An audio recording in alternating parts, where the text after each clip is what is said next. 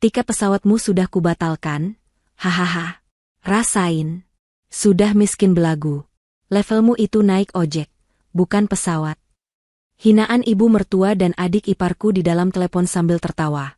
Mereka tidak tahu, mereka baru saja melakukan kesalahan terbesar dalam hidupnya. Sebelum ceritanya dimulai, silakan tulis di kolom komentar dari daerah mana saja teman-teman yang menonton cerita ini.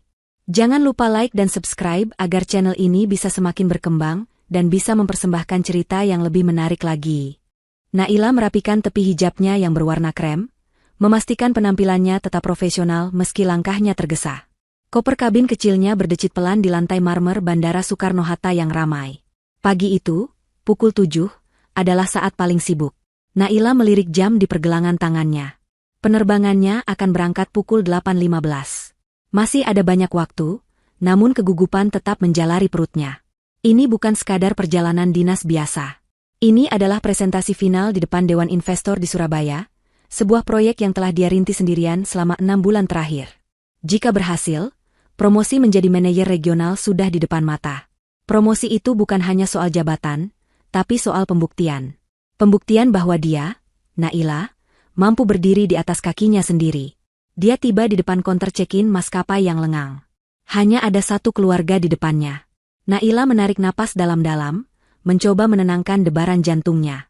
Dia sudah mempersiapkan ini semalaman, mengorbankan waktu tidurnya untuk memastikan setiap slide presentasinya sempurna.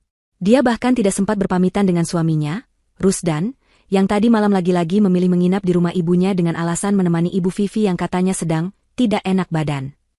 Naila tahu arti tidak enak badan itu. Itu adalah kode bahwa Ibu Vivi dan Kanaya, adik iparnya, sedang membutuhkan perhatian ekstra dari Rusdan, yang biasanya berarti uang belanja tambahan. Selamat pagi, Mbak, sapa Naila ramah ketika gilirannya tiba. Dia menyerahkan kartu tanda penduduk dan kode pemesanannya. Petugas di balik konter tersenyum, namun senyum itu sedikit memudar saat dia mengetik di komputernya. Jarinya berhenti. Dia mengetik lagi, lalu menatap layar dengan kening berkerut. Mohon ditunggu sebentar ya, Bu Naila. Naila merasakan firasat buruk. Ada masalah, Mbak. Petugas itu tampak tidak nyaman. Dia menatap Naila, lalu kembali ke layar. Status tiket ibu di sini terbatalkan. Atas nama Naila. Darah serasa surut dari wajah Naila. Dibatalkan? Bagaimana mungkin? Saya tidak pernah membatalkannya. Coba dicek lagi, Mbak. Mungkin salah sistem. Saya sudah cek 3 kali, Bu. Tiket dengan kode booking ini telah dibatalkan melalui panggilan ke call center tepat 1 jam yang lalu. Pukul 6 pagi tadi. Petugas itu menatap Naila dengan iba. Dan dananya sudah diajukan untuk refund ke rekening, bukan rekening ibu. 1 jam yang lalu. Suara Naila bergetar. Kepalanya langsung pusing. Siapa? Siapa yang melakukannya? Dia segera mencoba menelepon admin kantornya, Bu Ratih. Tidak diangkat. Jantungnya berdebar semakin kencang. Panik mulai menjalari tenggorokannya. Penerbangan ini tidak boleh gagal. Dia mencoba mencari penerbangan lain di aplikasi ponselnya, tapi pikirannya buntu. Saat itulah dia melihat layar ponselnya. Notifikasi di bagian atas. 15 panggilan tak terjawab. Nama yang tertera membuat perutnya mual, Ibu Vivi. Di bawahnya, 5 panggilan tak terjawab lagi, Kanaya. Tangan Naila gemetar saat dia menggeser layar. Ada satu pesan suara baru. Dari Ibu Vivi. Pesan itu masuk tepat 1 jam yang lalu. Dengan perasaan ngeri, Naila menempelkan ponsel ke telinganya. Detik pertama hening. Detik kedua terdengar suara cekikikan. Lalu, tawa Ibu Vivi meledak, keras dan melengking, disusul tawa Kanaya yang tidak kalah menyakitkan. Hahaha, rasain kamu. Suara Ibu Vivi terdengar penuh kemenangan. Sudah miskin belagu pula mau dinas keluar kota. Kamu itu tidak pantas naik pesawat. Naila, level kamu itu naik ojek. Sana kejar promosimu naik ojek. Kanaya menyambung, suaranya dibuat-buat manja. Kami pakai uang tiketmu untuk beli tas baru. Mbak, lumayan, dapat refund tunai buat DP tas impor. Selamat jalan kaki, ya. Hati-hati di jalan. Tawa mereka berdua kembali terdengar, bercampur aduk, menghina dan merendahkan. Lalu panggilan itu ditutup. Naila berdiri mematung di tengah keramaian bandara. Suara pengumuman penerbangan, deru koper, dan obrolan orang-orang di sekitarnya mendadak hilang. Yang tersisa hanyalah gema tawa Ibu Vivi dan Kanaya di telinganya. Hinaan itu, miskin belagu. Levelmu ojek. Selama 3 tahun pernikahannya, Naila sudah menelan terlalu banyak hinaan. Dia dianggap menantu yang tidak selevel, hanya karena dia berasal dari keluarga biasa. Padahal, Naila bekerja keras, bahkan gajinya seringkali lebih besar dari Rusdan. Tapi di mata Ibu Vivi, dia tetap rendah. Dia diam ketika perhiasannya dipinjam, Kanaya dan tidak pernah kembali. Dia diam ketika uang tabungan pribadinya diminta paksa oleh Ibu Vivi untuk arisan. Dia diam ketika Rusdan, suaminya, selalu gagal membelanya. Tapi hari ini, mereka tidak hanya menghinanya. Mereka menyabotase pekerjaannya. Mereka menghancurkan karirnya. Kemarahan yang panas dan membutakan seharusnya meledak. Tapi tidak. Anehnya, Naila merasakan sesuatu yang lain. Kepanikan yang tadi mencekiknya hilang seketika. Pusing di kepalanya lenyap. Getar di tangannya berhenti.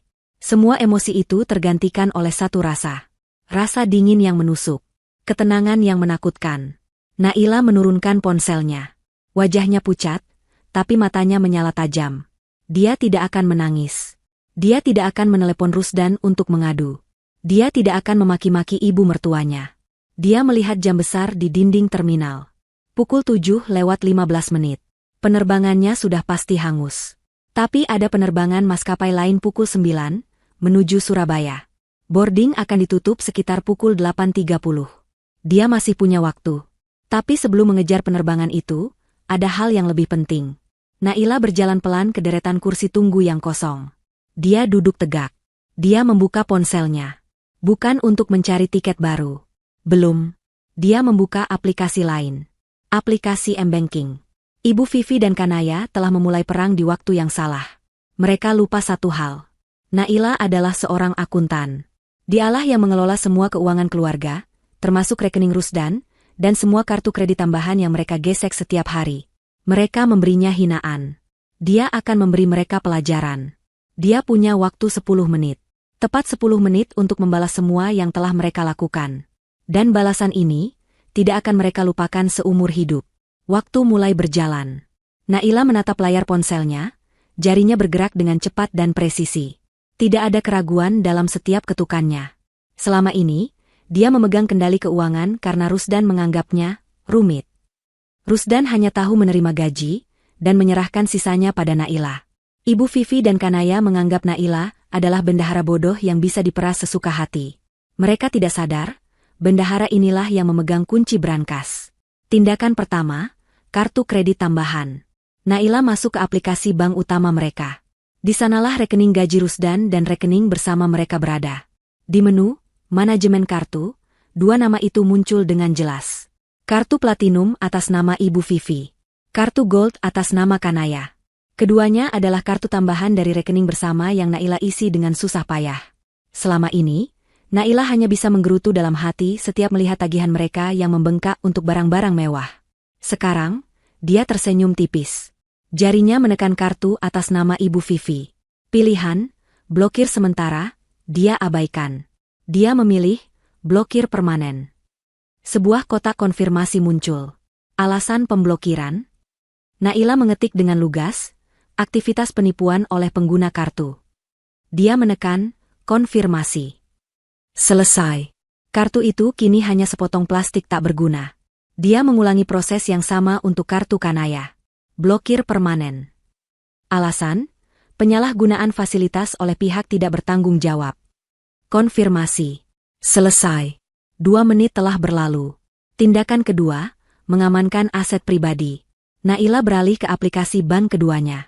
Bank digital yang dia buka diam-diam setahun lalu, rekening yang tidak diketahui siapapun, bahkan Rusdan.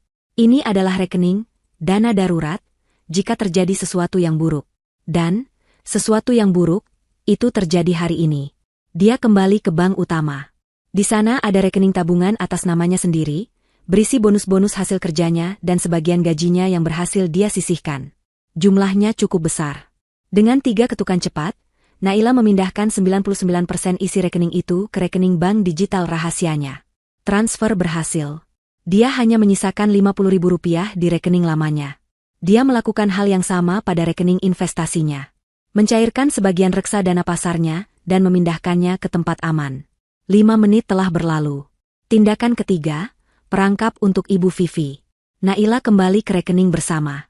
Rekening inilah yang digunakan Ibu Vivi dan Kanaya untuk membiayai gaya hidup mereka. Rekening ini jugalah yang menampung uang refund tiket pesawat Naila yang mereka batalkan. Naila menatap saldo di sana. Dia tidak akan mengambil uang itu. Itu adalah uang gaji Rusdan. Mengambilnya hanya akan membuat Naila terlihat seperti pencuri, persis seperti yang dituduhkan mertuanya. Tidak. Dia punya cara yang lebih cerdas.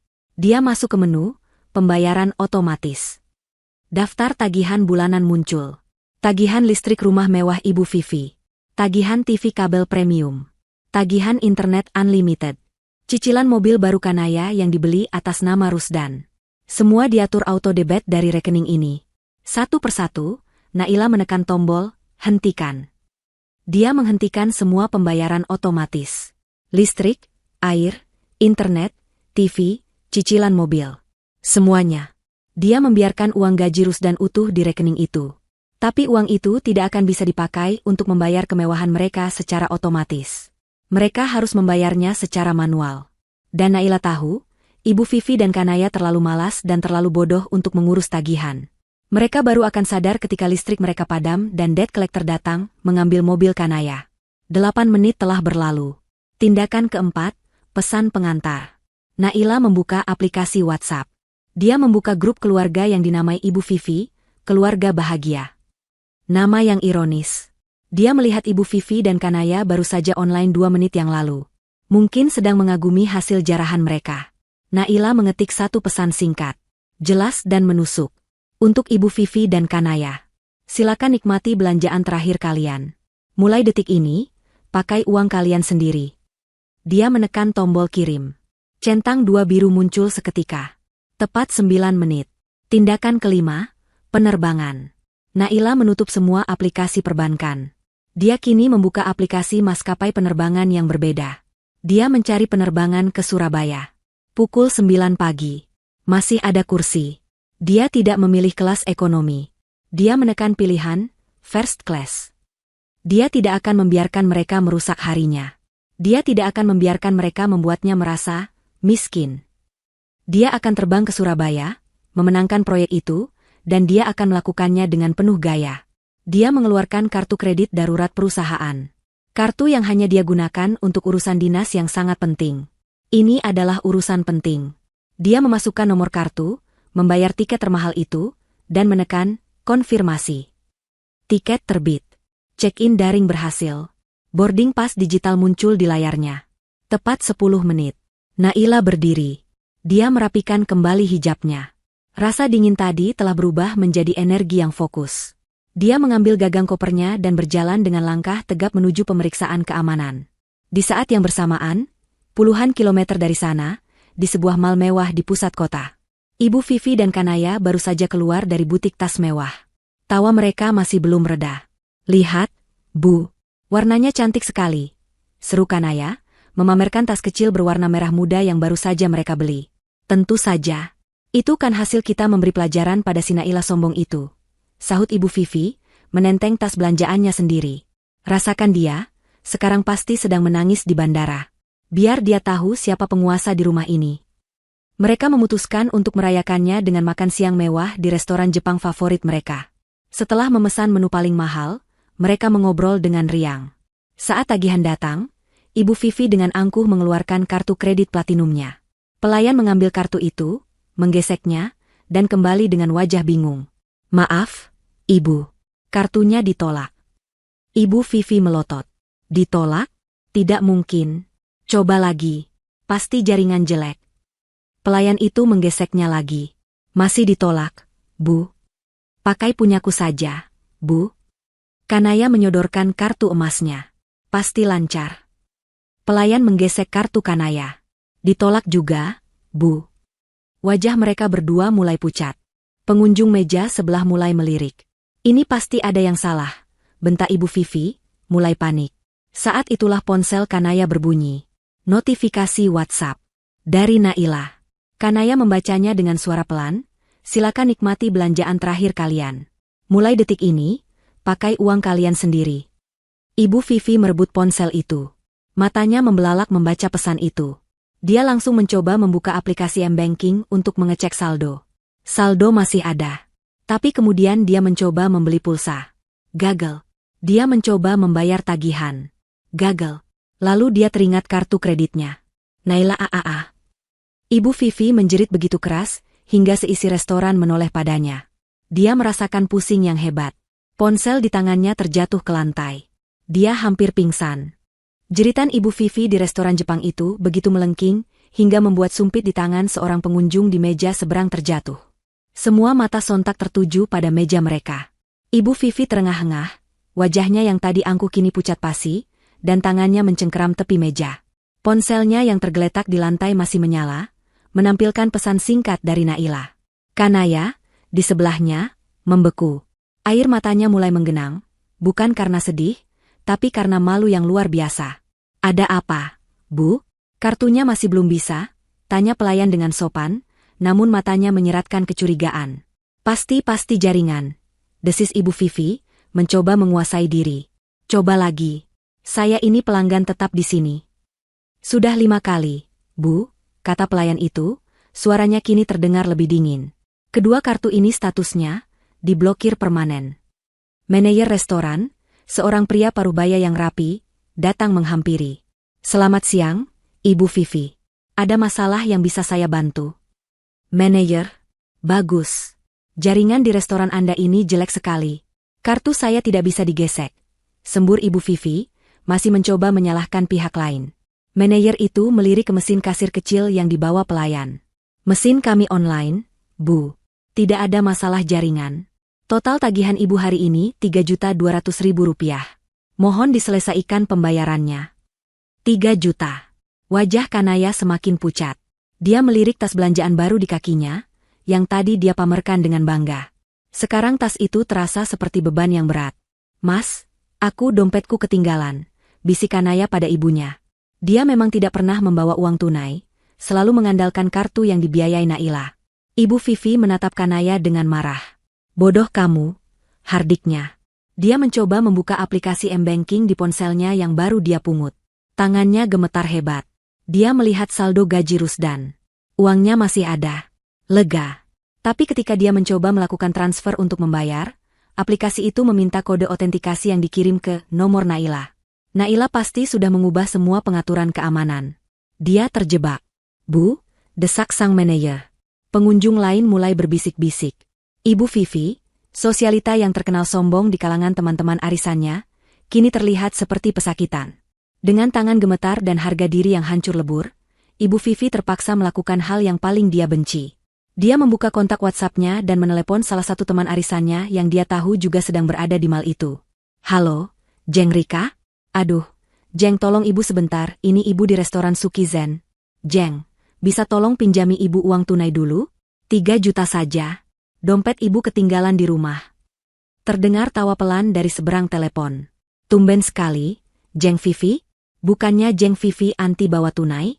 Ya sudah, aku kesana ya. Tapi nanti transfernya jangan lupa, bunganya biasa ya, Jeng. 10 menit kemudian, Jeng Rika datang dengan senyum mengejek, menyerahkan beberapa lembar uang ratusan ribu. Ibu Vivi menerimanya dengan wajah merah padam karena malu. Dia membanting uang itu ke meja dan pergi dari restoran tanpa berterima kasih, menyeret Kanaya yang menangis sesenggukan di belakangnya. Begitu masuk ke dalam mobil, suasana hening sesaat. Lalu, Ibu Vivi memukul dashboard mobil dengan keras. Naila AAA. Kurang ajar. Beraninya dia. Kanaya masih terisak. Ibu, gimana ini? Tadi aku cek M-Banking juga, cicilan mobilku belum kebayar. Tanggal berapa ini? Nanti ditarik dealer. Bu, aku malu. Diam kamu, bentak Ibu Vivi. Ini semua juga gara-gara kamu yang minta tas baru. Sekarang cepat, telepon Mas MU. Telepon Rusdan. Adukan semuanya. Bilang Naila mencuri uang kita. Bilang dia memfitnah kita. Cepat. Ibu Vivi tidak mau menelepon Rusdan sendiri dalam keadaan panik. Dia ingin Kanaya yang melakukannya, agar terdengar lebih menyedihkan. Tapi Kanaya terlalu sibuk menangis. Akhirnya, Ibu Vivi merebut ponsel Kanaya dan menekan nomor putranya. Di kantornya, Rusdan sedang pusing melihat tumpukan laporan. Pekerjaannya akhir-akhir ini terasa berat. Teleponnya berdering, menampilkan nama, Kanaya sayang. Dia menggeser tombol hijau. Halo, Dek? Ada. Rusdan. Tolong ibu. Nak, tolong. Bukan suara Kanaya, tapi jeritan histeris ibunya yang langsung menyambutnya. Rusdan langsung tegak di kursinya. Ibu? Ibu kenapa? Tenang, Bu. Ada apa? Istrimu, Rusdan. Naila, dia sudah gila. Raung Ibu Vivi, kini memakai keahlian akting terbaiknya. Dia mencuri semua uang di rekening. Dia memblokir semua kartu ibu. Ibu dan adikmu dipermalukan di mal. Kami tidak bisa bayar makan. Kami harus pinjam uang sama Jeng Rika. Harga diri ibu hancur, Rusdan. Hancur. Rusdan bingung. Mencuri? Maksud ibu? Naila kan di bandara? Dia tidak pergi. Dia pasti sudah merencanakan ini. Dia mau kita semua menderita. Dia mau kita mengemis di jalanan. Kamu harus pulang sekarang. Kamu harus kasih pelajaran sama dia. Ceraikan dia, Rusdan. Ceraikan perempuan iblis itu. Telinga Rusdan panas mendengar kata, ceraikan. Tapi amarah ibunya terasa begitu nyata. Selama ini, dia selalu memegang prinsip bahwa surga ada di telapak kaki ibu. Ibunya tidak mungkin salah. Pasti Naila yang sudah keterlaluan. Tenang, Bu, tenang. Rusdan urus. Ibu pulang saja dulu. Nanti Rusdan telepon Naila. Katanya, mencoba menenangkan. Nggak bisa. Nomor ibu diblokir sama dia. Dia pasti sudah kabur. Kamu harus cari dia. Iya, Bu, iya. Rusdan urus. Katanya lagi. Dia menutup telepon. Wajahnya mengeras. Dia marah. Bukan pada ibunya, tapi pada Naila. Apa-apaan Naila ini, batinnya. Ada masalah, ya bicarakan baik-baik. Kenapa harus main blokir kartu? Bikin malu ibu di depan umum? Keterlaluan. Dia sudah terprogram untuk selalu membela ibunya. Baginya, Naila, sebagai istri, harusnya mengalah dan menghormati Ibu Vivi, apapun yang terjadi. Dia segera menekan nomor Naila. Tidak aktif. Dia coba lagi. Tidak aktif. Dia menelepon berkali-kali. Tetap sama. Amarahnya semakin memuncak. Benar kata ibu, dia pasti sengaja mematikan ponselnya. Dia kabur dari tanggung jawab. Rusdan mencoba bekerja kembali, tapi pikirannya kacau. Ibunya terus mengiriminya pesan-pesan panik tentang tagihan yang belum terbayar, tentang Jeng Rika yang menagih utang. 1 jam berlalu. Rusdan semakin gelisah. Dia memutuskan untuk mencoba menelepon Naila sekali lagi. Kali ini, tersambung. Di dalam taksi yang melaju membelah kemacetan Surabaya, Naila baru saja mematikan mode pesawat. Ponselnya langsung bergetar hebat, dibanjiri notifikasi panggilan tak terjawab dari Rusdan. Belum sempat dia menarik napas, layar ponselnya menyala lagi. Panggilan masuk. Rusdan.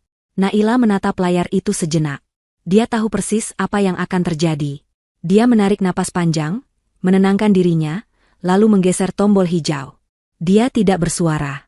Naila, kamu di mana? Suara Rusdan langsung meledak, penuh amarah. Apa-apaan ini? Ibu telepon nangis-nangis.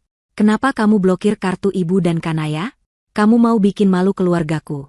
Hah? Buka blokirnya sekarang. Naila memejamkan matanya sejenak. Suara suaminya, yang seharusnya melindunginya, kini malah menyerangnya habis-habisan tanpa bertanya apa yang terjadi padanya. Aku di Surabaya, jawab Naila. Suaranya datar. Dingin. Tanpa emosi. Rusdan tertegun sejenak mendengar nada suara itu. Surabaya? Kok bisa? Bukannya? Ah, nggak penting. Bentaknya lagi, kembali ke amarahnya. Aku nggak peduli kamu di mana. Buka blokirnya sekarang. Ibu. Tanya ibumu. Naila memotong, suaranya tetap sedingin es. Tanya ibumu dan adik kesayanganmu, apa yang mereka lakukan pada tiket dinasku pagi ini, Rusdan. Tiket? Maksud kamu apa? Ibu bilang kamu mencuri uang? Tanya mereka, ulang Naila. Tanya mereka, kenapa aku harus terbang ke Surabaya pakai uang darurat kantor? Tanya mereka, apa rasanya beli tas baru pakai uang hasil menyabotase pekerjaan istri suamimu sendiri? Rusdan terdiam. Menyabotase pekerjaan? Beli tas? Cerita ini sama sekali berbeda dengan versi ibunya. Naila, Kamu jangan mengada-ada. Ibu nggak mungkin. Aku sibuk, potong Naila lagi. Dia sudah muak.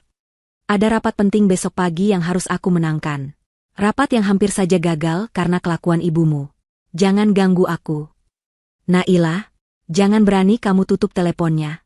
Naila. Tut, tut, tut. Naila memutuskan panggilan.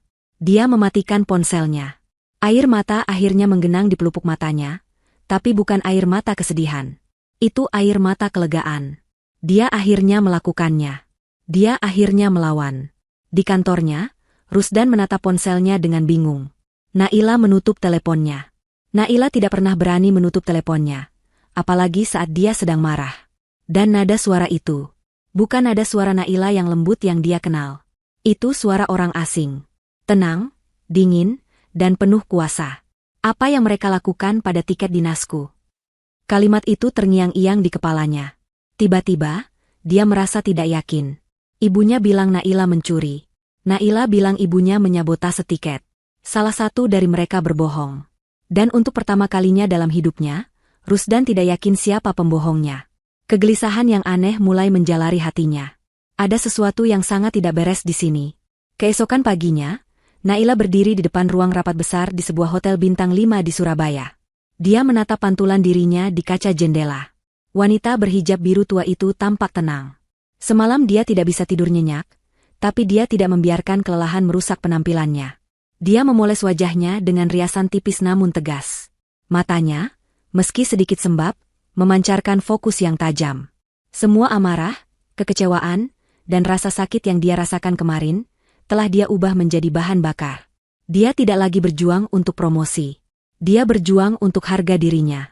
Silakan, Bu Naila. Para investor sudah menunggu. Naila mengangguk, menarik napas dalam, dan melangkah masuk. Ruangan itu diisi oleh 5 orang pria dan 2 orang wanita berpakaian formal. Mereka adalah dewan investor yang akan menentukan nasib proyek infrastruktur yang diajukan perusahaannya. Selama 1 jam berikutnya, Naila memegang kendali penuh. Dia berbicara dengan lugas, data-datanya akurat, dan argumennya tajam. Dia tidak terlihat seperti orang yang baru saja mengalami drama pribadi yang hebat. Bu Naila, salah satu investor senior angkat bicara, proyek Anda ambisius. Tapi bagaimana Anda menangani risiko pembebasan lahan yang biasanya alot? Naila tersenyum tipis. Saya tidak hanya mengandalkan data di atas kertas, Pak. Saya sudah turun langsung ke 3 desa terdampak. Saya berbicara dengan kepala desa, tokoh masyarakat, dan warga. Saya tidak menawarkan ganti rugi. Saya menawarkan ganti untung, berupa program kemitraan agrobisnis yang akan dikelola langsung oleh koperasi desa. Ini adalah proposal solusi yang sudah mereka setujui. Para investor saling berpandangan. Mereka terkesan. Naila tidak hanya menjual angka, dia menjual solusi nyata. Ketika sesi tanya-jawab selesai, investor utama itu berdiri dan mengulurkan tangannya. Presentasi yang luar biasa, Bu Naila. Jujur, proposal Anda adalah yang paling matang dan paling manusiawi yang kami terima. Kami sepakat. Proyek ini kami setujui. Ruangan itu bertepuk tangan.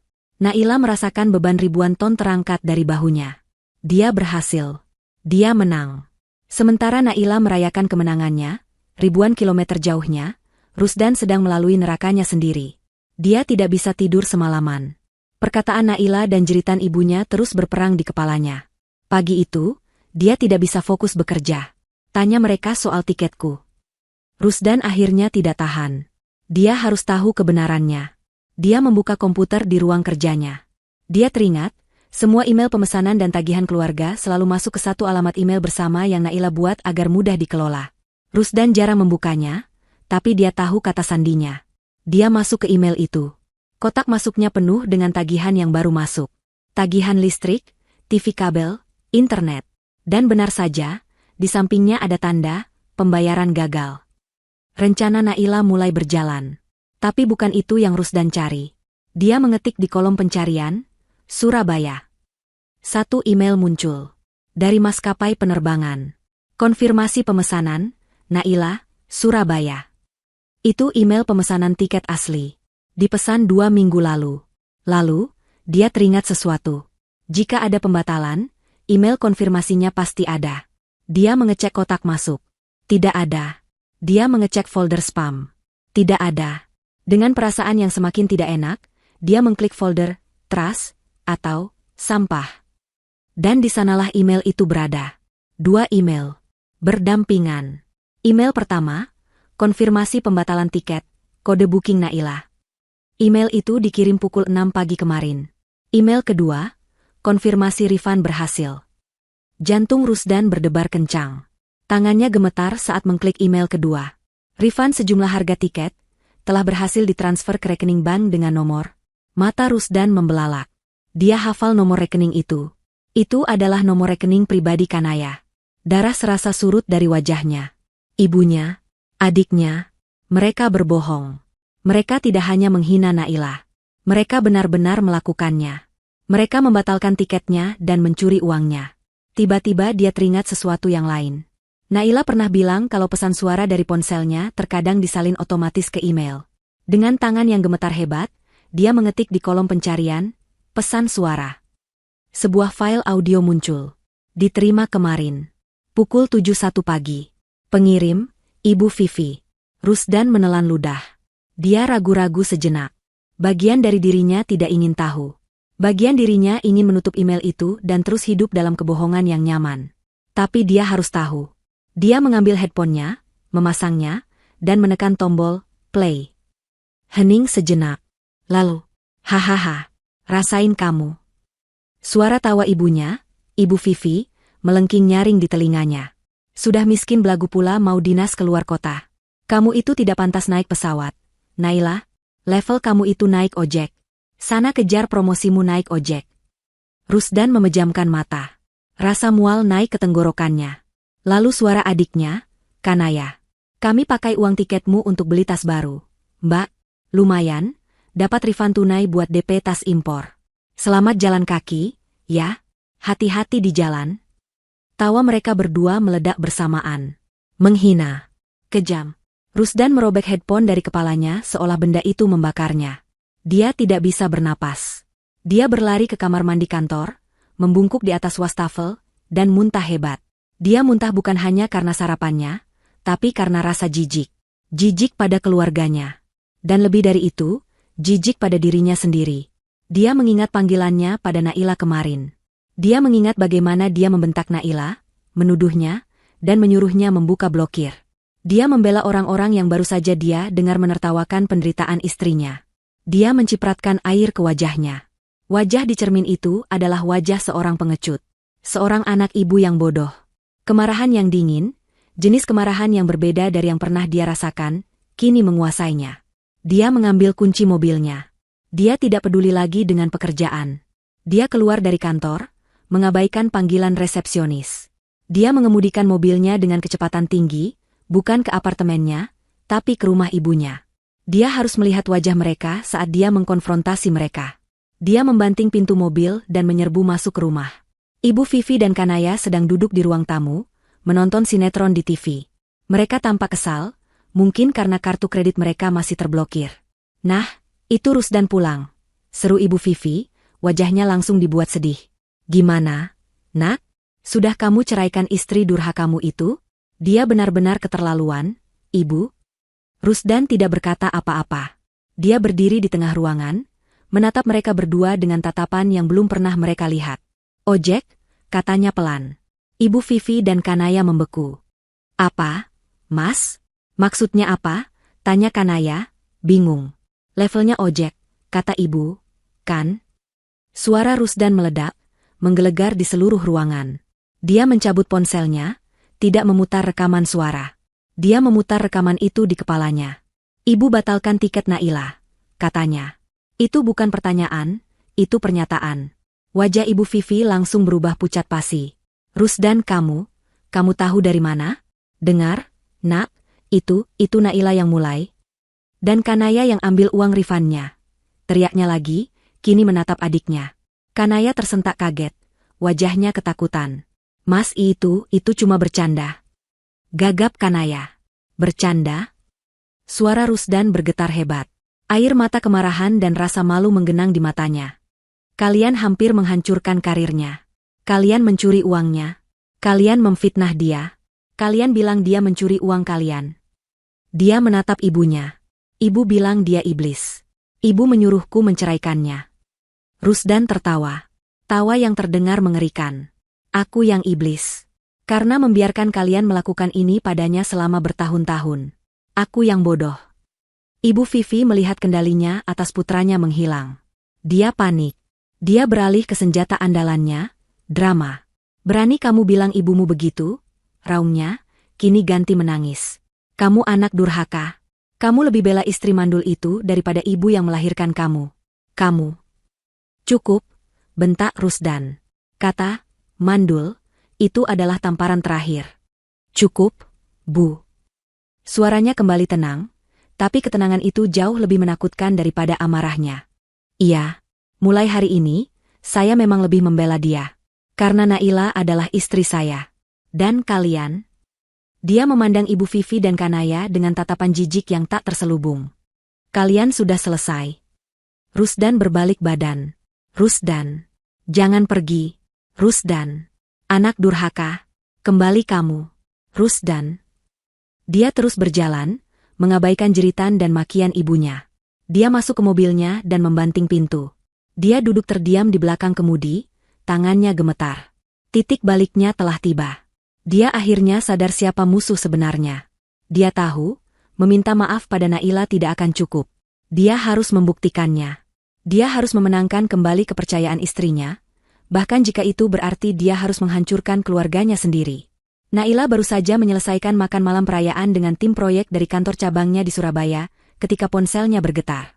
Dia sudah mengaktifkan kembali ponselnya setelah presentasi, namun sengaja mengabaikan puluhan pesan dan panggilan dari Rusdan. Dia butuh waktu untuk dirinya sendiri, untuk menikmati kemenangannya sebelum kembali menghadapi badai di Jakarta. Tapi panggilan kali ini berbeda. Rusdan menelepon menggunakan WhatsApp, bukan panggilan biasa. Naila menatap layar itu lama. Sebagian dirinya ingin mengabaikan, namun sebagian lagi merasa ini mungkin berbeda. Dia memberi isyarat pada rekan-rekannya, berjalan menjauh dari meja, dan mengangkat telepon. Naila, suara Rusdan terdengar di seberang. Bukan bentakan seperti kemarin. Suara itu serak, pelan, dan patah. Aku sudah tahu semuanya. Naila tetap diam. Dia tidak akan memudahkan suaminya. Terdengar Rusdan menarik napas panjang. Aku minta maaf. Naila, aku minta maaf. Aku sudah dengar rekamannya. Aku sudah lihat bukti transfernya. Aku nggak tahu harus bilang apa. Aku gagal jadi suamimu. Naila masih diam, tapi genggamannya pada ponsel mengerat. Aku sudah konfrontasi ibu dan Kanaya. Lanjut Rusdan, suaranya bergetar menahan emosi. Mereka mengaku. Naila, maafkan aku. Aku buta selama ini. Aku salah. Lalu, akhirnya Naila bersuara. Suaranya tetap dingin, tidak terpengaruh oleh permintaan maaf itu. Kata, maaf, terasa begitu murah setelah bertahun-tahun penindasan. Aku akan perbaiki semuanya. Aku janji. Aku akan. Kamu akan apa, Rusdan? Potong Naila. Kamu akan menyuruh mereka minta maaf? Kamu pikir itu cukup? Mereka hampir menghancurkan pekerjaanku. Mereka menghinaku. Dan kamu memaki-maki aku. Kamu membela mereka. Aku tahu aku salah. Suara Rusdan meninggi, putus asa. Aku ada di rumah ibu sekarang. Aku sudah bilang ke mereka, aku akan bela kamu. Naila, tolong pulanglah. Kita bicara. Aku akan lakukan apapun. Naila memejamkan mata. Lakukan apapun. Dia sudah terlalu sering mendengar janji itu. Aku nggak akan pulang ke rumah itu, Mas. Tidak selama mereka masih ada di sana. Tapi ibu. Selama ini kamu selalu memilih, tapi ibu, kata Naila tajam. Sekarang, aku yang akan mengambil keputusan. Aku akan pulang besok pagi. Tapi aku nggak akan pulang ke rumah kita. Aku akan menginap di hotel. Kamu yang harus memilih, mau temui aku sebagai suamiku, atau tetap di sana sebagai anak ibumu. Naila menutup telepon sebelum Rusdan sempat menjawab. Keesokan harinya, Naila mendarat di Jakarta. Dia tidak pulang. Sesuai perkataannya, dia langsung menuju sebuah hotel di pusat kota dan check-in. Dia perlu ruang untuk berpikir. Rusdan, di sisi lain, benar-benar tidak tidur. Setelah panggilannya dengan Naila, dia sadar kata-kata saja tidak akan cukup. Dia menghabiskan malam itu di apartemennya, sendirian, merenungkan kekacauan hidupnya. Untuk pertama kalinya, dia merasakan apa yang mungkin Naila rasakan selama ini, kesepian.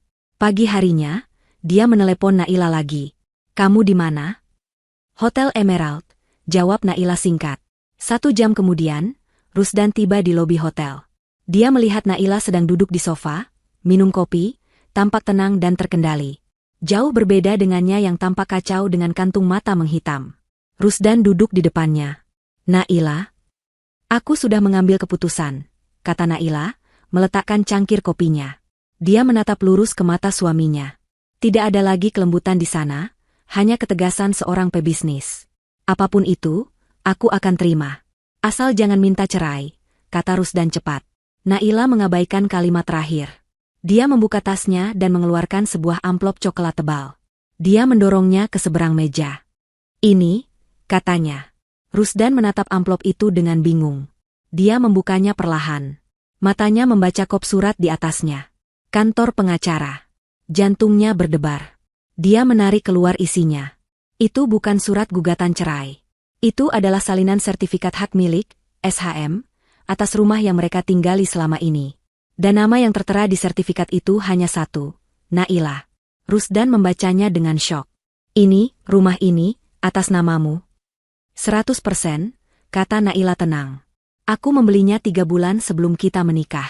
Uang mukanya dari hasil kerjaku sebagai auditor, dan cicilannya aku lunasi pakai warisan almarhum ayahku. Aku sengaja tidak memberitahumu atau ibumu, karena aku tahu apa yang akan terjadi." Rusdan tidak bisa berkata-kata. Selama ini, ibunya selalu bertingkah seolah rumah itu milik Rusdan, dan Naila hanya menumpang. Dan ini, Naila menunjuk lembar berikutnya. Surat peringatan pengosongan. Ditujukan untuk Ibu Vivi dan Kanaya. Mata Rusdan membelalak. "Surat pengosongan? Aku memberi mereka waktu 3 hari, terhitung dari hari ini," jelas Naila, suaranya setajam pisau bedah. "Untuk mengemasi barang-barang mereka dan pergi dari rumahku. Jika dalam 3 hari mereka tidak pergi, pengacaraku akan datang bersama pihak berwajib untuk mengeluarkan mereka secara paksa." Rusdan menatap Naila, takjub sekaligus ngeri. Ini adalah sisi Naila yang tidak pernah dia tahu ada. Sisi yang tegas, terencana, dan tanpa ampun. Dia sadar, wanita di depannya ini bukanlah wanita lemah yang bisa dia abaikan lagi. "Naila ini ibuku," bisik Rusdan, lebih karena kaget daripada membela. "Dan dia sudah menghina pemilik rumah yang dia tinggali secara gratis selama 3 tahun, balas Naila. "Dia menyebutku, miskin, dan level ojek, di rumahku sendiri." Naila mencondongkan tubuhnya. "Aku sudah selesai mengalah, Mas.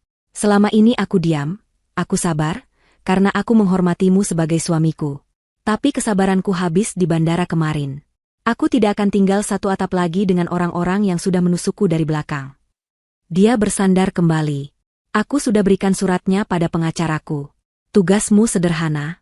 Ambil surat ini," Naila menunjuk amplop di tangan Rusdan, "berikan pada ibumu dan adikmu hari ini juga.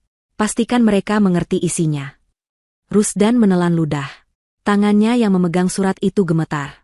"Ini adalah ujian terakhirnya. Dan kamu?" lanjut Naila, suaranya sedikit melembut untuk pertama kalinya. "Pikirkan baik-baik. Setelah mereka pergi, rumah itu akan kosong. Kamu mau ikut siapa? Ikut mereka mencari kontrakan, atau pulang ke rumah menemaniku, sebagai suamiku yang sesungguhnya?" Naila berdiri. "Aku beri kamu waktu sampai lusa. Sama seperti batas waktu mereka. Aku tunggu keputusanmu." Naila berbalik dan berjalan meninggalkan lobi hotel, meninggalkan Rusdan yang duduk mematung. Di tangannya ada surat yang terasa lebih berat dari palu godam. Dia tahu, apa yang akan dia lakukan selanjutnya akan menentukan seluruh sisa hidupnya. Dia harus memilih antara masa lalunya yang toksik, atau masa depannya bersama wanita yang baru saja dia sadari betapa kuatnya. Rusdan mengemudikan mobilnya pulang dengan perasaan campur aduk. Rasa bersalah, marah, tapi juga sedikit kelegaan. Naila tidak langsung menceraikannya. Naila memberinya pilihan. Sebuah pilihan yang seharusnya sudah dia ambil sejak lama. Dia memarkir mobilnya di garasi rumahnya. Rumah Naila. Dia menarik napas dalam, memegang erat amplop coklat di tangannya. Dia melangkah masuk. Suasana di dalam rumah sepi. Biasanya jam segini Ibu Vivi dan Kanaya sedang menonton TV dengan volume keras. Dia menemukan mereka di ruang makan, sedang makan mie instan. Pemandangan yang aneh, mengingat biasanya mereka selalu memesan makanan mahal dari restoran. Tentu saja, kartu kredit mereka masih terblokir. Melihat kedatangan Rusdan, wajah Ibu Vivi langsung berubah cerah, seolah lupa dengan amarah Rusdan kemarin. Dia kembali memasang wajah korban. Rusdan, akhirnya kamu pulang, nak? Ibu khawatir sekali, serunya, mencoba memeluk Rusdan. Rusdan menghindar. Dia meletakkan amplop coklat itu di atas meja makan, tepat di antara dua mangkuk mie instan. Apa ini, Mas? Tanya Kanaya, menyeka bibirnya yang berminyak. Buka dan baca, kata Rusdan datar. Ibu Vivi merasakan ada yang tidak beres, merobek amplop itu dengan kasar. Dia menarik keluar isinya. Matanya menyipit membaca kop surat pengacara. Lalu, dia membaca salinan sertifikat hak milik. Naila? Wajahnya bingung. Kenapa nama dia? Ini kan rumah kamu, Rusdan? Itu rumah Naila, Bu, kata Rusdan pelan namun tegas. Dibeli lunas pakai uangnya sendiri sebelum kami menikah. Apa? Ibu Vivi menjerit. Matanya melesat ke lembar berikutnya. Surat perintah pengosongan. 3 hari, disuruh pergi, pengosongan paksa? Suara Ibu Vivi bergetar, bukan karena sedih, tapi karena amarah yang luar biasa. Dia mengusir kita? Dari rumah anakku sendiri? Dia mengusir kalian dari rumah dia, koreksi Rusdan. Beraninya dia. Kanaya ikut berteriak, berdiri dari kursinya. Setelah semua yang udah kita lakukan buat dia ngusir kita? Mas kok diam aja? Mas harus bela kita. Ibu Vivi meremas surat itu. Wajahnya merah padam. Dia menatap Rusdan dengan mata menyala-nyala. Kamu lihat, Rusdan. Kamu lihat. Ini istri iblis pilihanmu itu. Dia mau memisahkan kamu dari ibumu. Dia mau menguasai kamu. Kamu sudah dibutakan sama dia. Dia berjalan mendekati Rusdan, jarinya menunjuk-nunjuk wajah putranya. Sekarang kamu pilih, Rusdan. Usir perempuan itu, atau ibu yang pergi. Tapi ingat, kalau kamu pilih dia, jangan pernah anggap ibu ini ibumu lagi. Surga kamu itu di telapak kaki ibu, Rusdan. Bukan di istri mandul itu. Kata, mandul, itu kembali diucapkan. Dan kali ini, kata itu menghantam Rusdan seperti tamparan. Dia teringat bagaimana Naila menangis diam-diam setiap kali mereka bertengkar soal anak. Dia teringat bagaimana Naila selalu sabar menghadapi setiap sindiran ibunya soal keturunan. Disinilah Rusdan meledak. Cukup, teriaknya. Suaranya menggelegar, lebih keras dari kemarin. Gema suaranya membuat Ibu Vivi dan Kanaya terlonjak kaget. Cukup, Bu, ulang Rusdan. Suaranya kini bergetar karena emosi yang tertahan.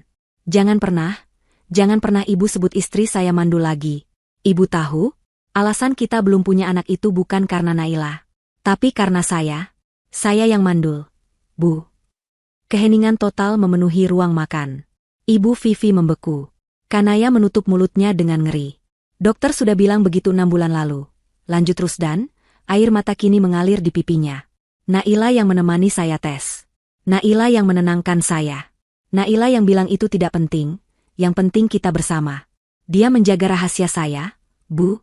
Dia menelan semua hinaan ibu soal mandul, demi menjaga harga diri saya. Demi menjaga perasaan ibu. Ibu Vivi limbung. Dia berpegangan pada kursi. Ini adalah fakta yang tidak pernah dia duga. Dan apa yang ibu lakukan? Rusdan menatap ibunya dengan tatapan hancur. Ibu batalkan tiket kerjanya. Ibu mencuri uangnya. Ibu menyebutnya level ojek. Ibu menghina wanita yang sudah melindungi aib terbesar anak ibu sendiri. Mas. Bisik Kanaya, ketakutan. Kamu juga, Kanaya. Rusdan beralih ke adiknya. Kamu menikmati uangnya. Kamu pakai fasilitasnya. Lalu kamu ikut menghina dia. Kalian berdua? Rusdan menggelengkan kepalanya, rasa jijik terlihat jelas di wajahnya. Saya sudah muak, kata Rusdan pelan. Saya muak menjadi anak ibu jika itu berarti saya harus menjadi suami yang zalim. Saya muak menjadi mas kamu jika itu berarti saya harus membiarkan kamu menghina istri saya. Dia mengambil surat pengosongan yang sudah lecek itu dari tangan ibunya. Dia meluruskannya dan meletakkannya kembali di meja. Perintahnya jelas. 3 hari, kata Rusdan, suaranya kini dingin dan tanpa emosi. Kalian punya waktu 3 hari untuk berkemas dan pergi dari rumah Naila. Ibu Vivi menatapnya tidak percaya. Kamu tega mengusir ibumu sendiri? Demi perempuan itu? Rusdan menatap lurus ke mata ibunya. Tidak, Bu. Saya tidak mengusir ibu. Saya hanya menyampaikan pesan dari pemilik rumah ini. Dan saya memilih untuk tinggal di sini. Bersama istri saya. Anak durhaka. Ibu Vivi menampar Rusdan dengan keras. Pipi Rusdan memerah, tapi dia tidak bergeming. Dia tidak merasakan sakit fisik. Hatinya sudah terlalu mati rasa. Mungkin ibu benar, kata Rusdan pelan. Mungkin saya memang anak durhaka. Karena saya baru sadar, saya sudah durhaka pada istri saya sendiri selama 3 tahun terakhir. Dan saya tidak akan melakukannya lagi. Dia berbalik badan. Saya akan bantu kalian berkemas. Setelah itu, saya tidak mau melihat kalian di rumah ini lagi. Ibu Vivi menjerit histeris. Dia melempar piring mie instan ke dinding, membuat pecahan beling dan kuah mie berceceran di lantai. Kanaya menangis meraung-raung, bukan karena menyesal, tapi karena sadar era kemewahannya telah berakhir. Rusdan tidak menoleh. Dia terus berjalan ke kamarnya, mengambil ponsel, dan menelepon Naila. Naila, katanya pelan saat panggilan itu tersambung. Suratnya sudah aku sampaikan. Terdengar helaan napas lega di seberang. Bagaimana? Mereka akan pergi, kata Rusdan. Dan aku akan menunggumu pulang. Di rumah kita. 3 hari itu terasa seperti setahun bagi Rusdan. Dia membantu Ibu Vivi dan Kanaya berkemas dalam keheningan yang mencekam. Tidak ada lagi teriakan. Yang ada hanya tatapan penuh kebencian dari ibunya, dan isak tangis manja Kanaya yang menyalahkan semua orang kecuali dirinya sendiri. Rusdan tidak goyah. Dia sudah mati rasa terhadap drama mereka. Dia memesankan taksi online untuk mereka, membantu memasukkan 2 koper besar dan 5 kardus berisi barang-barang mewah mereka ke bagasi. Saat taksi itu tiba, Naila juga tiba dengan taksi lain dari arah berlawanan. Dia sengaja mengatur waktunya. Naila keluar dari taksinya, berdiri tegak di halaman rumahnya. Ibu Vivi dan Kanaya, yang baru saja akan masuk ke taksi, berhenti. Mata Ibu Vivi menatap Naila dengan kebencian yang murni. Kamu akan kena karma, Naila. Desis Ibu Vivi, suaranya serak. Kamu sudah merebut anakku. Kamu akan sengsara. Ingat itu. Naila menatap ibu mertuanya tanpa ekspresi. Ibu sendiri yang membuang anak ibu. Saya hanya mengambil apa yang menjadi hak saya. Selamat jalan, Bu. Kanaya hanya bisa menatap Naila dengan air mata dan ingus bercucuran, terlalu hancur untuk berkata-kata. Dia tidak percaya hidupnya yang seperti putri kini berakhir. Rusdan menutup pintu taksi untuk mereka, tanpa menoleh ke belakang. Jalan, Pak, katanya pada sopir. Saat taksi itu menghilang di tikungan, Rusdan berbalik menghadap Naila. Mereka berdiri di halaman rumah mereka, dipisahkan oleh jarak 3 meter. Udara terasa berat. Rusdanlah yang pertama kali memecah kesunyian. Sudah selesai, katanya pelan. Mereka sudah pergi. Naila mengangguk. Dia berjalan melewati Rusdan, membuka pintu rumahnya sendiri, dan melangkah masuk. Aroma rumah itu terasa berbeda. Tidak ada lagi bau parfum Kanaya yang menyengat atau sisa aroma masakan Ibu Vivi yang selalu berminyak. Rumah itu terasa kosong. Tapi kosong yang melegakan. Rusdan masuk di belakangnya, membawa koper Naila. Aku sudah membersihkan kamar tamu. Kamar mereka. Naila meletakkan tas tangannya di meja. Kamar mereka? Tanyanya. Tidak. Mulai sekarang, itu kamar tamu. Kamar kita di atas. Mas. Kamar utama. Selama menikah, kamar utama yang luas dengan kamar mandi dalam itu, dikuasai oleh Ibu Vivi, dengan alasan beliau butuh tempat yang lebih nyaman. Naila dan Rusdan selama ini tidur di kamar yang lebih kecil di lantai bawah. Mata Rusdan melebar. Itu adalah simbol yang sangat kuat. Dia mengangguk pelan. Baik, aku bawa kopermu ke atas. Naila mengikutinya. Kamar itu bersih. Rusdan jelas sudah membersihkannya. Spraynya baru, dan semua jejak Ibu Vivi telah hilang. Naila duduk di tepi tempat tidur, merasakan kelegaan yang luar biasa. Rusdan berdiri canggung di pintu. Dia tidak tahu harus berbuat apa. Dia telah melakukan apa yang diminta Naila, tapi dia tahu itu baru langkah awal. Naila, katanya. Aku tahu maaf saja tidak cukup. Aku tahu aku sudah gagal. Dia berjalan ke laci meja kerjanya, mengambil sebuah amplop, dan memberikannya pada Naila. Ini yang aku bilang di telepon. Naila membukanya. Itu adalah hasil laboratorium.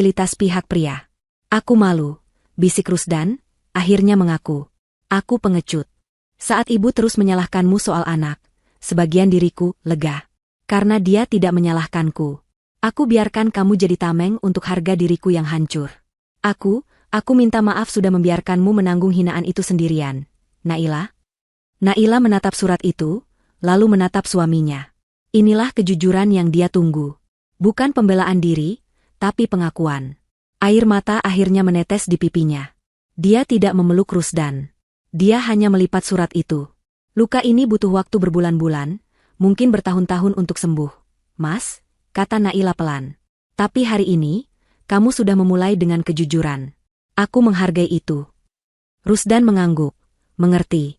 Aku akan tunggu. Aku akan buktikan padamu. Mereka duduk dalam keheningan yang tidak lagi canggung. Sebuah awal baru yang rapuh. Naila merasa untuk pertama kalinya dia bisa bernapas di rumahnya sendiri. Tiba-tiba, ponsel Rusdan berdering keras, memecah kedamaian. Nama yang tertera di layar adalah Pak Darmawan, bos. Rusdan mengerutkan kening. Tumben atasannya menelepon di luar jam kerja. Dia mengangkatnya. Halo, selamat sore, Pak. Sore apa, Rusdan? Suara di seberang langsung meledak. Rusdan sampai menjauhkan ponsel dari telinganya. Naila bisa mendengar teriakan itu dengan jelas. Apa-apaan ini? Kantor dapat telepon dari ibumu. Jantung Rusdan serasa berhenti berdetak. Ibu saya, Pak? Iya, Ibu Vivi. Dia menelepon call center perusahaan, teriak-teriak histeris, menuduh kamu dan istrimu. Dia bilang kalian bersekongkol menipu dia. Menggelapkan uangnya, memblokir semua asetnya. Dia bilang istrimu, Naila, itu penipu. Pak, itu tidak benar. Itu masalah keluarga, Pak. Saya bisa jelaskan. Rusdan panik. Masalah keluarga kamu bilang? Suara Pak Darmawan semakin tinggi. Kamu tahu siapa Naila itu sekarang? Rusdan?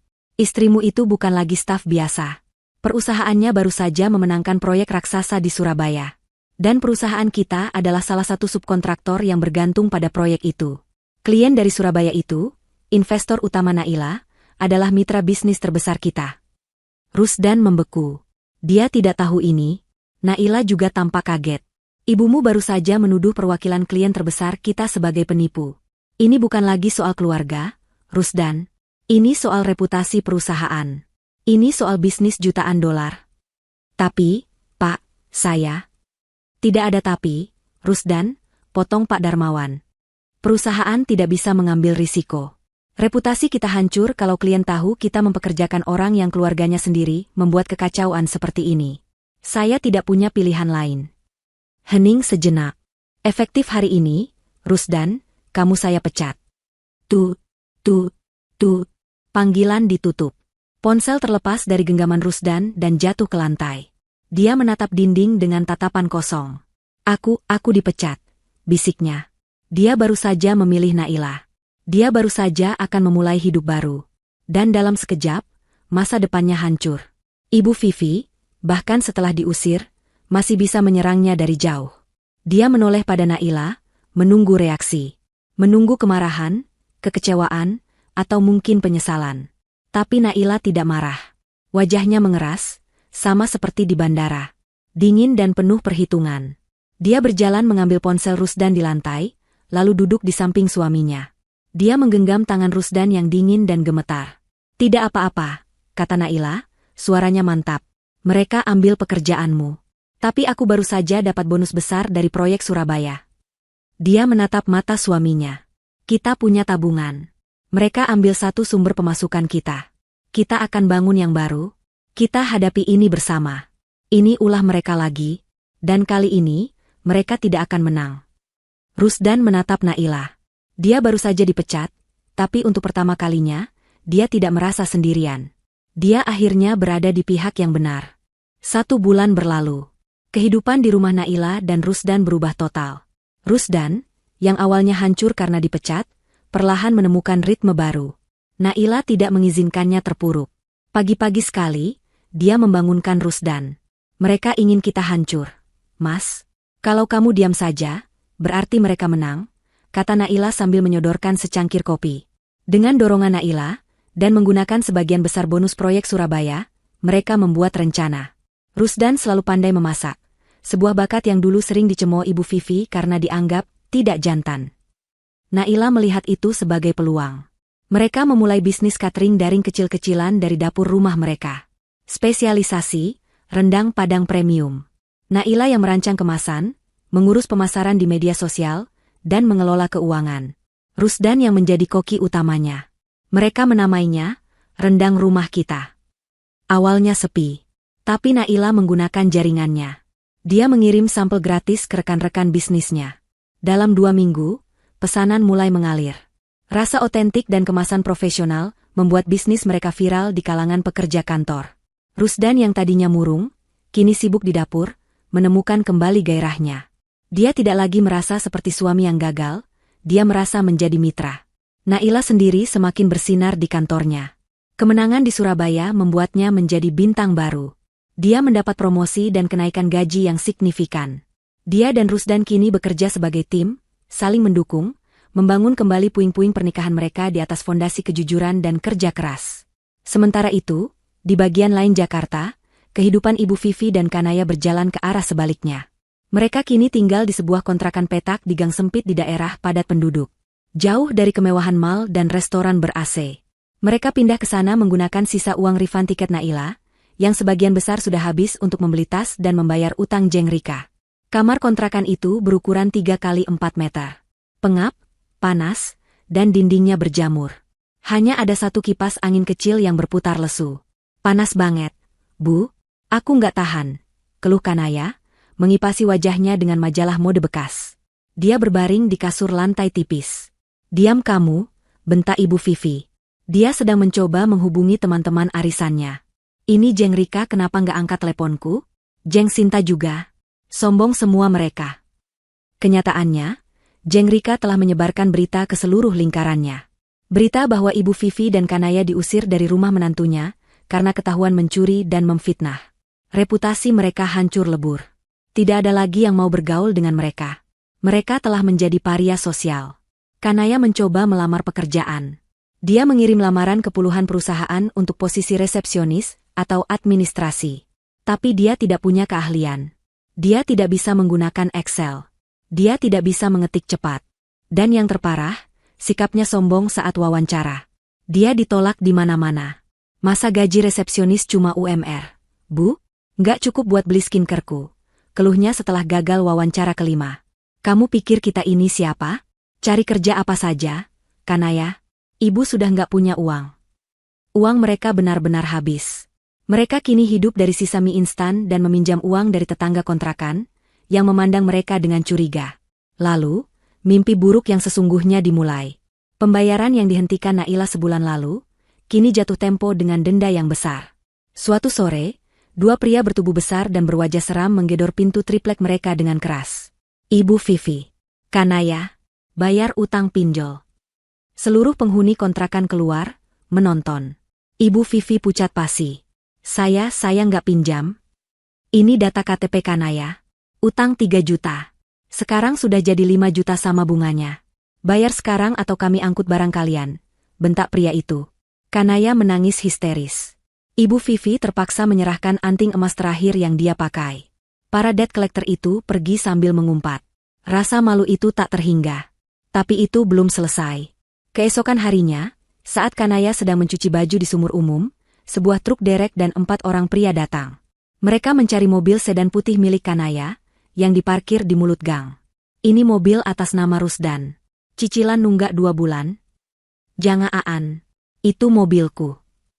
Kanaya berlari, mencoba menghalangi. Mas Rusdan pasti bayar. Dia cuma lagi sibuk. Sudah dipecat dia, Mbak. Nggak usah banyak alasan, kata salah satu pria itu. Kanaya membeku. Dipecat? Dia tidak bisa berbuat apa-apa selain menjerit dan menangis saat mobil kebanggaannya, satu-satunya simbol statusnya yang tersisa, ditarik paksa dan dibawa pergi. Dia terduduk di jalan berdebu, menjadi tontonan warga satu gang. Malam itu, kontrakan sempit itu menjadi neraka. Ini semua gara-gara ibu. Kanaya menjerit, menyerang ibunya. Gara-gara kesombongan ibu. Gara-gara ide gila ibu membatalkan tiket Nailah. Hidupku hancur. Mobilku diambil. Aku malu, Bu. Malu. Dia memukuli Ibu Vivi. Ibu Vivi, yang harga dirinya sudah hancur, balas melawan. Mereka bergulingan di lantai, saling menarik rambut, saling mencakar, saling menyalahkan. Anak tidak tahu diuntung, jerit Ibu Vivi. Harusnya kamu yang kerja. Dasar pemalas. Kerja apa? Aku nggak bisa apa-apa. Ibu yang bikin aku jadi begini. Mereka kelelahan, menangis di tengah ruangan yang berantakan. Mereka kini benar-benar di titik terendah. Tiba-tiba, di tengah isakannya, Ibu Vivi berhenti. Matanya terbelalak. Dia teringat sesuatu. Sesuatu yang sudah lama dia lupakan. Dia merangkak ketumpukan tas lamanya yang teronggok di sudut. Dia membongkar salah satu tas tangan kuno miliknya. Di kantong rahasia di dalam tas itu, dia meraba sesuatu. Dia menariknya keluar. Sebuah buku tabungan kecil berwarna biru. Kanaya menatapnya bingung. Itu apa, Bu? Ibu Vivi membuka buku itu. Di halaman depan, tertera nama, Nailah. Ini. Desis Ibu Vivi, senyum licik perlahan terkembang di wajahnya yang lelah. Ini rekening dana darurat yang ibu paksa Nailah buka waktu dia baru menikah. Atas nama dia, tapi buku tabungannya ibu yang pegang. Untuk jaga-jaga, katanya. Dia melihat saldo terakhir yang tercetak. Masih ada puluhan juta rupiah di sana. Kita memang sudah miskin, Kanaya, kata Ibu Vivi, matanya menyala jahat. Tapi Nailah akan membayar untuk ini semua. Kanaya menatap buku tabungan itu. Tapi, itu atas nama Nailah. Tanda tangannya? Ibu Vivi tertawa. Tawa yang sama seperti di bandara. Kamu lupa, Nak? Wajahmu itu sedikit mirip Nailah. Apalagi kalau kamu pakai hijab. Dan soal tanda tangan itu bisa kita tiru. Ibu punya rencana. Malam itu, di kontrakan petak yang pengap, Ibu Vivi dan Kanaya tidak tidur. Mereka duduk bersila di lantai, diterangi satu lampu bohlam kuning yang redup. Di antara mereka tergeletak buku tabungan atas nama Nailah dan selembar kertas bekas yang penuh dengan coretan tanda tangan. Lagi, perintah Ibu Vivi, matanya menyala liar. Goresan, N-nya masih terlalu kaku. Ulangi, buat lebih halus, seperti orangnya yang sok lembut itu. Kanaya, dengan tangan gemetar, kembali meniru tanda tangan Nailah. Dia sudah mengulanginya lebih dari 100 kali. Rasa putus asa, lapar, dan malu akibat kehilangan mobilnya telah berubah menjadi kemarahan yang nekat. Dia tidak peduli lagi. Dia hanya ingin uang. Dia ingin pergi dari neraka ini. Begini, Bu, tanyanya, menunjukkan hasil terbarunya. Ibu Vivi mengamatinya, membandingkan dengan tanda tangan asli di slip setoran lama yang dia temukan terselip di buku itu. Ya, cukup. Ini sudah mirip sekali. Ibu Vivi lalu menatap wajah Kanaya. Wajah yang sembab dan kuyu. Besok, kamu mandi yang bersih. Pakai sisa bedakmu. Ibu menemukan hijab tua di lemari. Pakai itu. Hijab. Kanaya menatap jijik. Pakai saja. Agar wajahmu sedikit tertutup. Dan pakai masker. Bilang saja kamu sedang batuk, instruksi Ibu Vivi. Rencananya sudah matang. Kita akan pergi ke bank cabang tempat rekening ini dibuka. Itu di daerah kota tua, jauh dari kantor Nailah. Mereka tidak akan kenal dia di sana. Pagi harinya, Kanaya telah bertransformasi. Dia mengenakan gamis kusa milik almarhumah neneknya yang dia temukan di kardus, dan sebuah hijab instan berwarna coklat pudar. Wajahnya dipoles bedak seadanya dan dia memakai masker kain. Dia terlihat berbeda. Cukup berbeda untuk menimbulkan keraguan. Ingat, kata Ibu Vivi, mencengkeram lengan putrinya. Tundukkan wajahmu. Bicara pelan. Jangan menatap mata tellernya. Bilang kamu mau ambil semua uangnya. Alasanmu, untuk biaya operasi ibumu. Mereka menguras sisa uang receh terakhir mereka, untuk memesan ojek online ke bank di kawasan kota tua. Ibu Vivi tidak ikut masuk. Dia menunggu di warung seberang jalan, mengawasi seperti elang. Kanaya melangkah masuk ke dalam ban yang sepi. Jantungnya berdebar begitu kencang hingga dia takut orang bisa mendengarnya. Dia mengambil nomor antrian dan duduk. Tangannya yang berkeringat dingin meremas buku tabungan dan slip penarikan yang sudah dia isi dengan tanda tangan palsu. Nomor antrian B32, ke teller 3. Kaki Kanaya terasa seperti jeli saat dia berjalan. Selamat pagi, Ibu. Ada yang bisa dibantu? Sapa teller wanita yang ramah. Pagi, Mbak, bisik Kanaya, menundukkan kepala. Suaranya sengaja dia buat serak. Saya mau tarik tunai. Semuanya. Dia menyerahkan buku tabungan dan slip penarikan. Si teller mengetik sesuatu di komputernya. Baik, Ibu Naila. Mau ditarik semua ya, totalnya 32 juta rupiah. Mata Kanaya membelalak di balik maskernya. 32 juta. Mohon KTP aslinya, Ibu. Ini dia. Momen yang mereka takutkan. Kanaya mulai berakting. Dia pura-pura merogoh tasnya. Ya ampun, Mbak, KTP saya, sepertinya ketinggalan di rumah. Saya buru-buru sekali. Ibu saya mau operasi, Mbak. Saya butuh uangnya sekarang. Si teller tampak ragu. Waduh, sesuai prosedur harus pakai KTP asli, Bu. Tolong, Mbak, tolong. Kanaya mulai terisak, membiarkan air matanya mengalir. Ini darurat sekali. Saya hafal data saya, Mbak. Tolong. Teller itu tampak iba. Sebentar ya, Bu. Saya tanyakan ke supervisor saya. Teller itu berjalan ke meja di belakangnya. Supervisor, seorang wanita parubaya berkacamata, menatap ke arah Kanaya. Kanaya semakin menundukkan kepalanya, bahunya terguncang isak tangis palsu. Supervisor itu berjalan menghampiri. Selamat pagi, Ibu.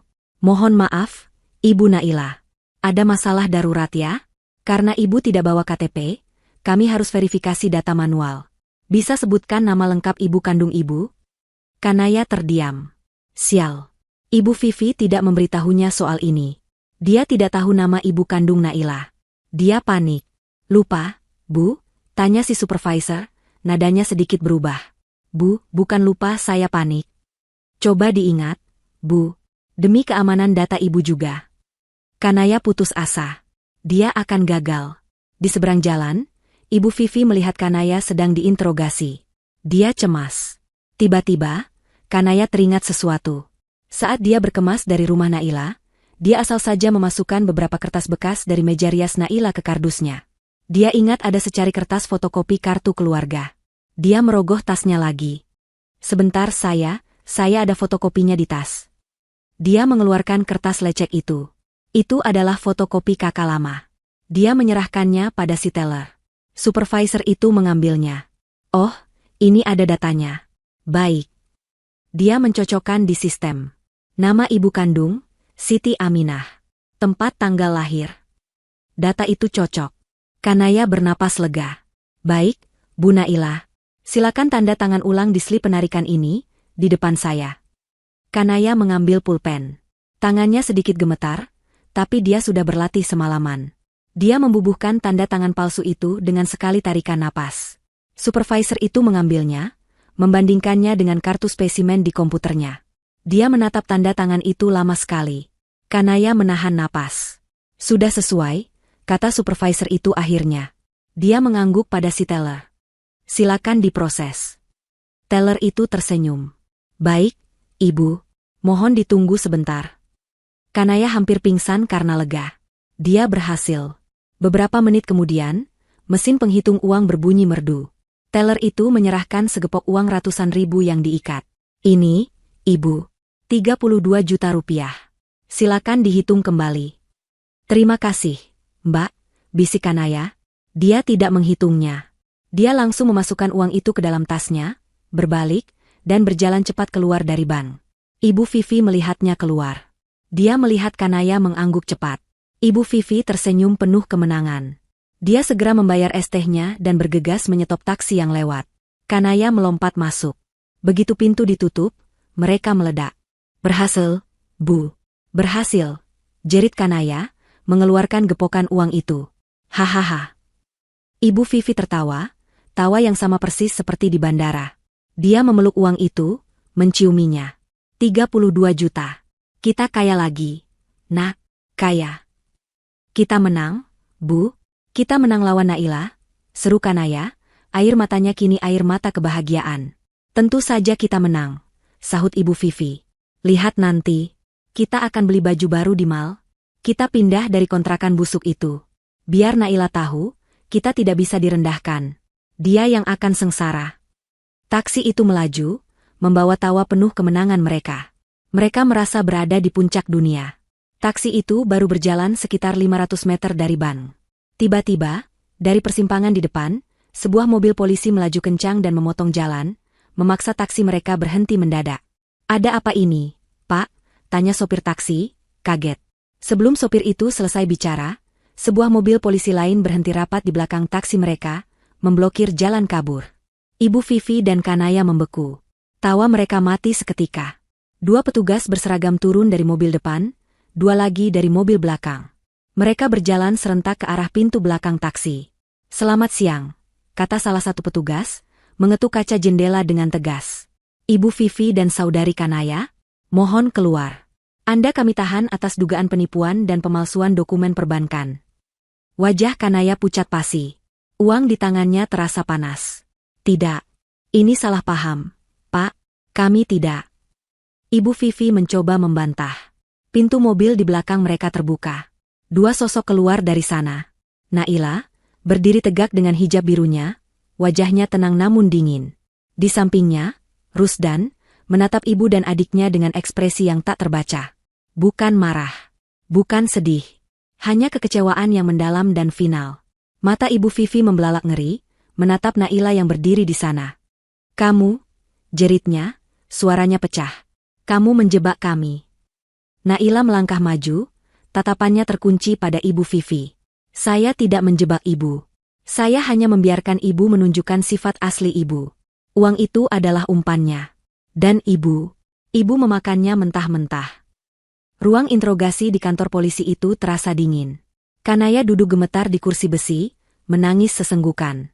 Di ruangan terpisah, ibu Vivi menolak berbicara, matanya menatap liar ke dinding, bibirnya komat-kamit melontarkan sumpah serapah. Di luar, Naila dan Rusdan sedang memberikan keterangan resmi. Di atas meja penyidik, barang bukti tersaji dengan rapi.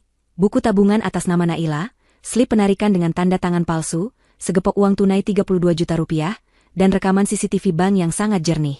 "Bagaimana Anda bisa tahu mereka akan datang hari ini, Bu Naila?" tanya penyidik.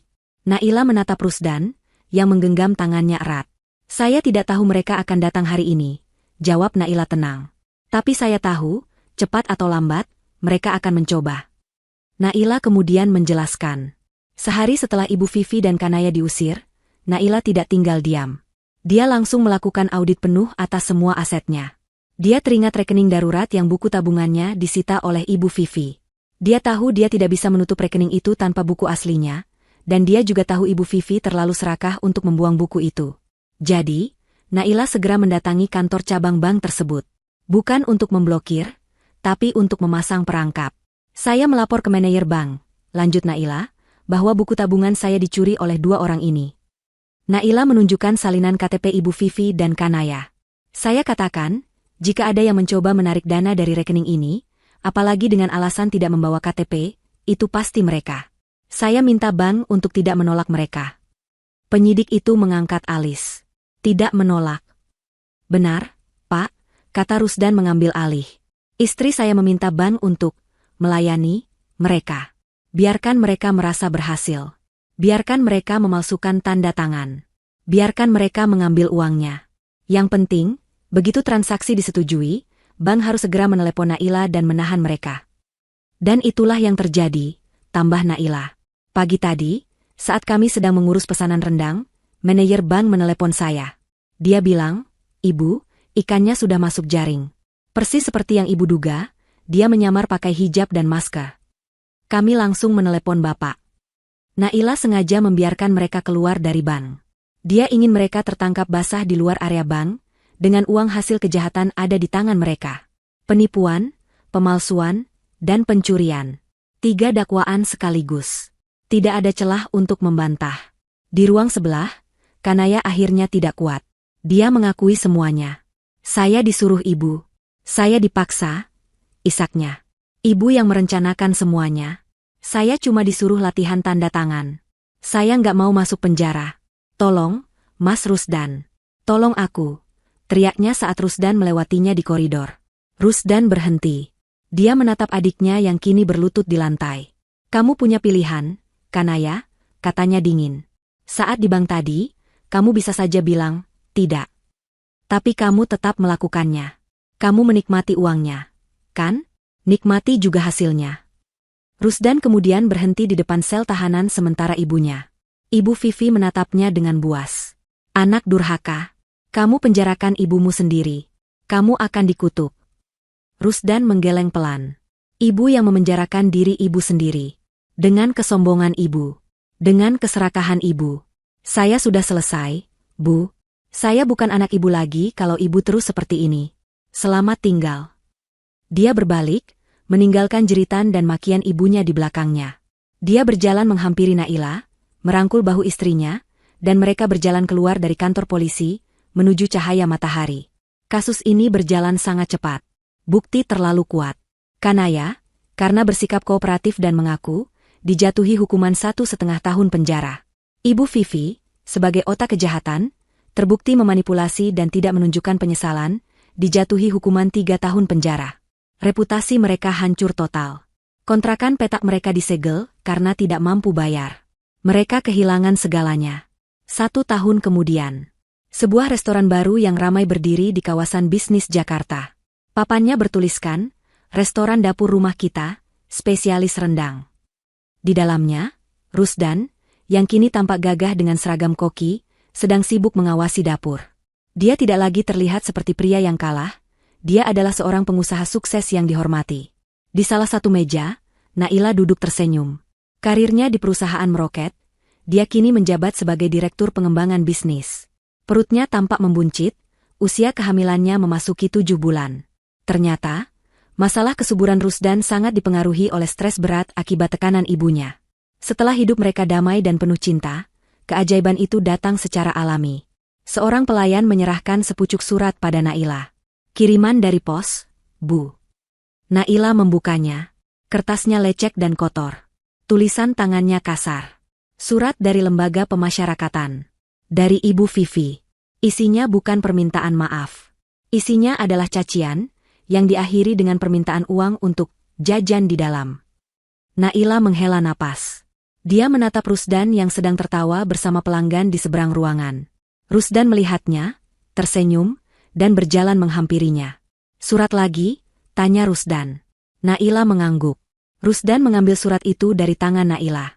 Tanpa membacanya, dia merobek surat itu menjadi 4 bagian, lalu memasukkannya ke tempat sampah di dekat kasir. Kita tidak punya urusan lagi dengan masa lalu, kata Rusdan lembut. Dia berlutut di depan Naila, meletakkan tangannya di atas perut buncit istrinya, merasakan tendangan kecil dari dalam. Masa depan kita ada di sini, bisiknya. Naila tersenyum, mengelus rambut suaminya. Dia bersandar di kursinya, merasakan kehangatan restoran, cinta suaminya, dan kehidupan baru di dalam dirinya. Dia akhirnya menang. Keadilan telah ditegakkan, karma telah dibayar lunas, dan akhir cerita ini terasa begitu sempurna dan memuaskan.